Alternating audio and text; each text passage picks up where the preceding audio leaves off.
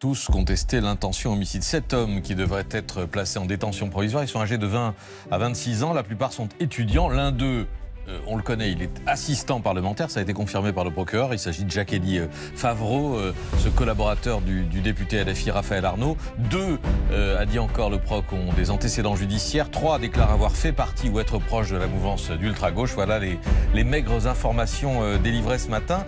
7 suspects donc accusés d'avoir pris part aux violences. Je le disais, d'autres sont recherchés.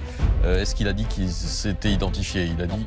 Non, il a dit qu'il n'était pas identifié. Pas identifié, mais suspects restaient à identifier. Voilà, mais c'est resté effectivement à être identifié. 4 autres ont été remis en liberté puisqu'on avait parlé de 11 arrestations hier soir.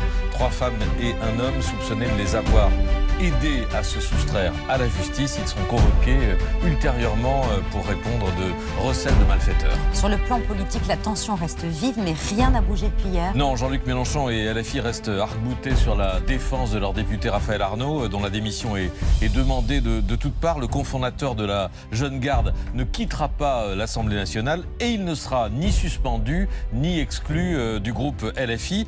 En vertu de quelles règles un employeur devrait être responsable des actes commis par l'un de ses salariés, disait ce matin Manuel Bompard, le coordinateur de la France Insoumise, refusant ainsi de reconnaître la moindre responsabilité morale dans la mort de Quentin de Ranc.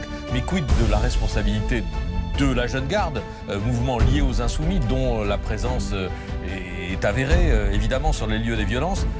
Quid de cette responsabilité, lui a-t-on demandé ce matin? Réponse de Bompard, les faits ne leur sont pas imputés, ils ont été dissous. Donc la Jeune Garde n'existant plus, effectivement, il ne peut plus y avoir de responsabilité. Vous voyez ce raisonnement, règle intangible au pays de Mélenchon, ne jamais reculer, même face à la tempête médiatique et politique. Emmanuel Macron a pris la parole depuis lundi. Oui, le président a demandé aux partis extrêmes de faire le ménage. C'était, on s'en souvient, l'expression de Sébastien Lecornu avant-hier à l'Assemblée nationale. Mais, nuance qui n'avait pas été donnée par le Premier ministre, le président évoque aussi bien l'extrême gauche violente que l'extrême droite ultra. Là, en l'espèce, c'est un mouvement d'action violente qui est lié à l'extrême gauche. Donc, très clairement, 1, la justice doit passer. 2, les responsables politiques qui ont quelque accointance que ce soit doivent prendre leurs responsabilités et elle doit être démocratiquement, politiquement discutée.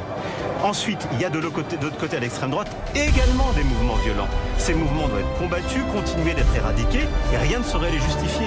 Mais n'entrons pas dans un face-à-face. Voilà, n'entrons pas dans un face-à-face, dit Emmanuel Macron. Quant au mouvement violent de l'extrême droite, on se souvient notamment de la dissolution de Génération Identitaire, c'était en 2021, mouvement dissous à l'époque par Gérald Darmanin sous les protestations du Rassemblement national à l'époque, Marine Le Pen et Jordan Bardella. Il y a d'autres groupuscules et puis il y a d'autres forces qui ont pris la suite de Génération Identitaire, les natifs notamment qui appelaient au rassemblement à la Sorbonne dimanche. Voilà, c'était une correction de tir du président qu'il était, je crois, important de relever. Et puis, petit bonus présidentiel, Emmanuel Macron a répondu à la présidente du Conseil italien, Giorgia Meloni, qui disait il y a quelques jours que la mort de Quentin de Ranc était une blessure pour l'Europe entière. De quoi je me mêle, lui a dit en quelque sorte le président. Quant aux autres commentaires politiques que je vois, je suis toujours frappé de voir que les gens qui sont nationalistes, qui ne veulent pas qu'on les embête chez eux, sont toujours les premiers à commenter ce qui se passe chez les autres. Que chacun reste chez soi et les moutons seront bien gardés. Que chacun reste chez soi et les moutons seront bien gardés. Il n'a pas démenti, on lui a dit, c'est pour Mélanie. Il a acquiescé. Ce soir, le gouvernement italien fait part de sa stupeur dans une réaction inédite à la réaction sur la réaction. Oh là là. Voilà. La réaction. On attend la réaction. La réaction, la réaction, la réaction. Et vous nous tiendrez bien évidemment au courant. Je suis au taquet. Revenons-en à cette conférence de presse du procureur de la République de Lyon qui a rappelé que parmi les 11 suspects interpellés entre mardi soir et mercredi et matin, 7 sont soupçonnés d'avoir joué un rôle direct dans les violences. Ces suspects, en grande majorité, étaient connus du renseignement territorial, ce qui explique la facilité de leurs interpellations.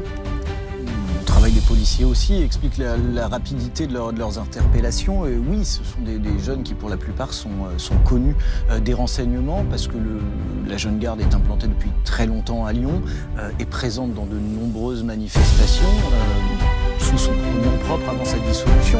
Mais ces gens ont continué de manifester par la suite. Donc oui, l'un d'entre eux était connu du renseignement et aussi, par ailleurs, de leurs ennemis d'ultra-droite avec qui ils se sont battus à Lyon jeudi dernier. Beaucoup de noms avaient d'ailleurs fuité sur les réseaux sociaux parce que parfois ceux qui connaissent le mieux les militants d'ultra-gauche, antifa, ce sont les militants d'ultra-droite et vice-versa. Dont une jeune femme qui avait fuité sur les réseaux sociaux, et son père a dû prendre la parole pour dire qu'elle ne pouvait pas être présente jeudi au moment de cette agression mortelle puisqu'elle était partie en Erasmus à l'étranger. De fait, elle n'a pas été interpellée. Mais ça a donné lieu à du harcèlement Et des menaces. et des menaces directement sur sa famille. Est-ce qu'on en sait plus précisément sur le profil de ces 7 suspects? C'est des jeunes qui ont une vingtaine d'années, qui sont pour beaucoup engagés depuis longtemps politiquement dans la mouvance antifasciste lyonnaise. Pour certains, c'est des jeunes qui pour la plupart, étaient étudiants à Lyon et se sont agglomérés autour de la jeune garde. Ils sont salariés ou étudiants? Certains sont étudiants, d'autres sont salariés. Il y a effectivement un collaborateur parlementaire, un autre qui a été stagiaire et a travaillé même pour Raphaël Arnaud pendant un temps.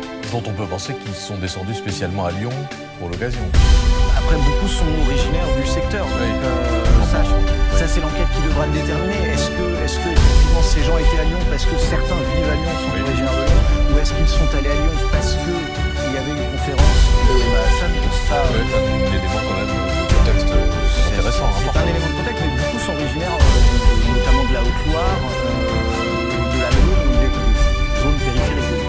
Vous l'avez rappelé, parmi ces suspects, il y a Jacques Favreau, un des 4 assistants parlementaires du député de la France Insoumise, Raphaël Arnaud. Dimanche, alors que son nom circulait sur les réseaux sociaux, il avait démenti être responsable du drame. Hier soir, son avocat a annoncé que son client reconnaissait en partie les faits qui lui étaient reprochés. Devant la gravité de ce drame, M. Favreau a adopté une conduite digne. Il a reconnu les faits qui lui étaient reprochés, en tout cas la commission de violence et sa présence sur les lieux. Et il a indiqué qu'il n'était pas l'auteur des coups qui ont provoqué le décès de M. Duranc. Il a exposé également qu'en aucun cas il ne s'agissait d'un guet-apens. Il s'est dit absolument, non pas triste, mais son terme a été dévasté. Il est donc revenu sur sa version des faits, Jacques-Élie Favreau. En tout cas, visiblement, aujourd'hui, il reconnaît être présent. Je ne me rappelle plus exactement les termes de sa première déclaration. Voilà, là, il reconnaît être présent, il reconnaît avoir participé à ce lynchage, même s'il dit ne pas avoir frappé directement